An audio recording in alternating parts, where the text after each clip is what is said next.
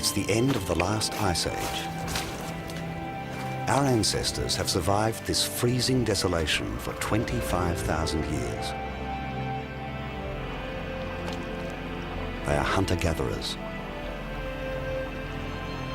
They travel light, their children with them, one meal away from starvation.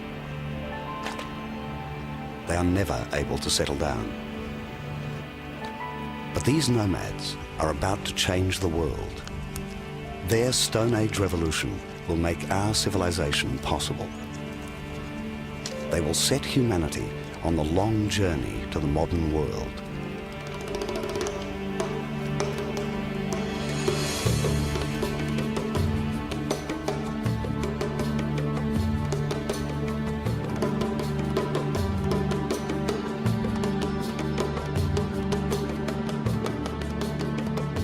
Around 15,000 years ago, the climate began to change. The glaciers melted, and with water, the world came back to life. One of the best places for humans to live now was an area of the Middle East we call the Fertile Crescent, from Israel to Iraq. The hills were dotted with trees, which spread quickly as the weather improved. The open woodlands were like a garden, supporting a new range of edible plants. Animals flourished on the uplands and fertile plains. It was a hunter-gatherer's paradise.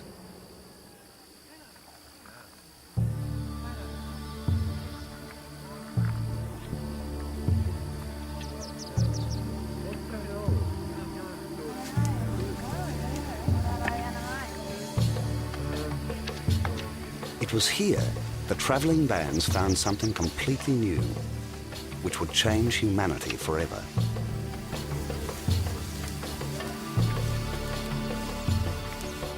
They discovered a huge family of plants, the grasses. It was a vast supply of grain.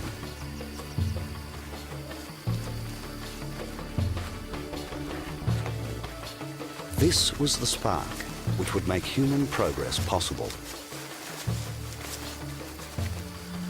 The Natufians were collecting the new grass foods in large quantities. At the same time each year, these ancient people would have found the ripening grass in huge areas. Many of them were not edible, but they managed to select all the useful species. Now they had barley and wheat.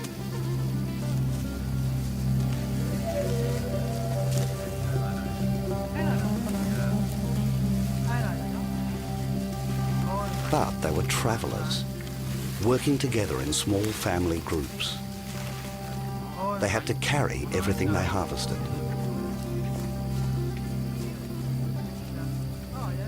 This burden would ultimately change their way of life.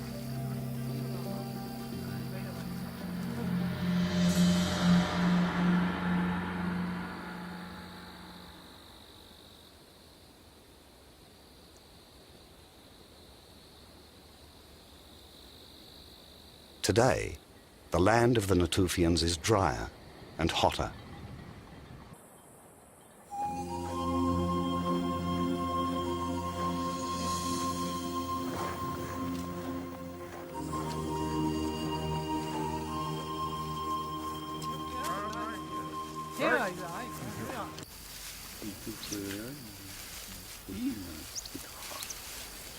These ancient grasses are the forerunners of modern crops. The grains discovered by the Natufians still feed more than half the world's population today.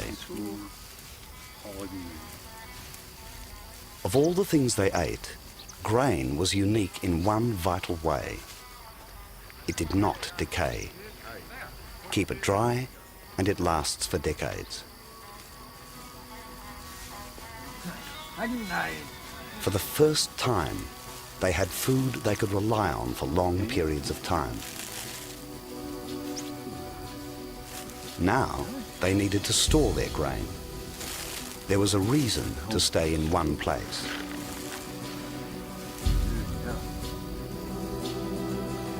They created their own miniature, controlled landscape. They dug the ground.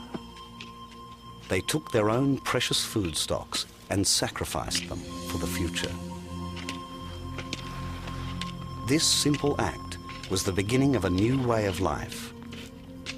It would ultimately transform the face of the earth.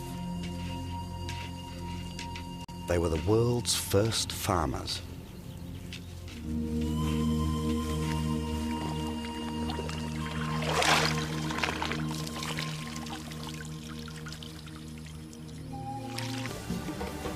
But there was a downside.